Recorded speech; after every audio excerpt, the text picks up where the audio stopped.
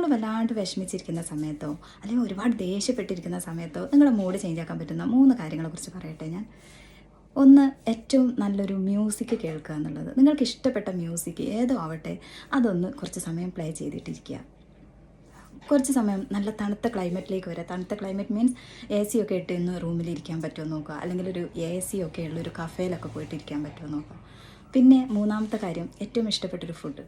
ഒന്നുകിൽ നിങ്ങളത് കുക്ക് ചെയ്തിട്ട് തന്നെ കഴിക്കാൻ നോക്കുക, അല്ലെങ്കിൽ ഈ പറഞ്ഞ പോലെ കഫേയിലോ ഹോട്ടലിലോ എവിടെയെങ്കിലും പോയിട്ട് നിങ്ങൾക്ക് ഏറ്റവും ഇഷ്ടപ്പെട്ടൊരു ഫുഡ് എൻജോയ് ചെയ്ത് കഴിക്കുക.